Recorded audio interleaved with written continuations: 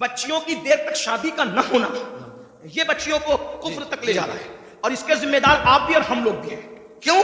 اس لیے کہ بچیوں کی شادی میں تاخیر کیوں ہو رہی ہے؟ ماں باپ کو شوق نہیں ہے بچیوں کو بٹھانے کا، لیکن 30 سال 35 سال کی بچیاں ہو رہی ہیں اور ہم ان کی شادی نہیں کر پا رہے۔ کیوں؟ اس لیے کہ کوئی اس بچی کو کرنے کے لیے تیار ہی نہیں۔ وجہ اتنی ظالم رسومات ہم نے پیدا کر دی ہے، جہیز کے نام پر، ہلدی کے نام پہ، مہندی کے نام پہ، مانگنے کے نام پہ، اس کے نام پہ، اس کے نام پہ، کہ بچیاں 35 سال کی ہو جاتی ہیں اور ان کو اچھے رشتے نہیں آتے۔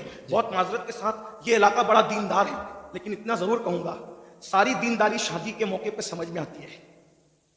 ساری دینداری شادی کے موقع پہ سمجھ میں، صرف جلوس میلاد میں دینداری نہیں، شادی کے موقع بھی دینداری بتاؤ نا، صرف جلسوں میں درد بھری باتیں نہیں، شادی کے موقع بھی دینداری بتاؤ۔ جو لوگ منہ پھوڑ کے مانگتے ہیں وہ تو مانگ ہی لیتے ہیں، جو لوگ نہیں مانگتے وہ لوگ بھی غریب گھروں میں صرف اس لیے رشتہ نہیں کرتے ہیں کہ یہاں جائیں گے تو کچھ ملے گا نہیں۔ ایک تو وہ ہے کہ جو مانگ رہا ہے، اور ایک تو وہ ہے جو وہاں جا رہا ہے جہاں ملنا ضروری ہے، جہاں نہیں ملے گا وہاں جانا ہی نہیں ہے، جہاں نہیں ملے گا وہاں۔ بڑی معذرت کے ساتھ تو ادھر ادھر کی نہ بات کر، یہ بتا کہ قافلہ کیوں لٹا؟ مجھے رہزنوں سے غرض نہیں، تیری رہبری کا سوال ہے۔ میں نے کئی جگہ یہ بات رکھی اور لوگوں نے میری بات کو قبول کیا۔ بہت سارے لوگ، نوجوانوں نے یہ ارادہ کیا کہ انشاءاللہ سسرال سے ہم ایک چاندی کا تار بھی نہیں لیں گے، ایک گلاس بھی نہیں لیں گے۔ یہ ماحول بن رہا ہے ملک کے اندر، کیونکہ قرآن کہتا ہے وَذَكِّرْ فَإِنَّ الذِّكْرَ تَنفَعُ الْمُؤْمِنِينَ، مومنوں کو نصیحت کرو کہ نصیحت کرنا مومنوں کو فائدہ پہنچاتا ہے۔ میری قوم کے جوانوں، اگر صرف تم یوٹیوب پر مرتد ہونے والی لڑکیوں کی ویڈیو شیئر کر کے درد بھری باتیں کرو گے تو اس منافقت سے کام ہونے والا نہیں ہے۔ یہ منافقت عملی چھوڑ دو، اور تم اتنی درد بھری باتیں کرتے ہو، اگر درد ہے کسی کے ایمان بچانے کا تو عہد کرو کہ اگر میری شادی نہیں ہوئی ہے تو میں جہیز نہیں لوں گا، اور اگر میری شادی ہو چکی ہے اور میں بچوں کا باپ ہوں، اب اپنے بیٹوں کی شادی کروں گا تو جہیز نہیں لوں گا، جہیز کا بائیکاٹ کروں گا، غلط رسومات کا بائیکاٹ کروں گا۔ پھر دیکھو ایمان بچے گا کہ نہیں بچے گا۔ اللہ اکبر، خوبصورت بیٹیاں ہیں، شریف بیٹیاں ہیں، دیندار بیٹیاں ہیں، لیکن ان کو رشتے اس لیے نہیں آتے کہ ان کے باپ کے پاس بھیک دینے کے لیے جہیز کی شکل میں کچھ پیسے نہیں ہیں۔ اللہ اکبر، مسلمانوں، نبی سے عشق کا دعویٰ کرتے ہو، رسول اللہ سے محبت کا دعویٰ کرتے ہو، نبی کے نام پہ جان لٹانے کی بات کرتے ہو، سوچو یہ جہیز کی غلط رسومات کی بنیاد پر جب مسلمان کی کوئی بیٹی کسی مشرک اور منکر اسلام کے ہاتھ میں ہاتھ دے کر جب کفر کی دہلیز چڑھتی ہوگی تو گنبد خضرا میں رسول اللہ کے دل پہ کیا گزرتی ہوگی؟ اللہ اکبر، حضور کے دل پہ کیا گزرتی؟ اس لیے کہ اس کا باپ تو ناواقف ہے کہ میری بیٹی کیا کر رہی ہے، لیکن نبی تو ہر چیز سے واقف ہے۔ جس کی ذات سے،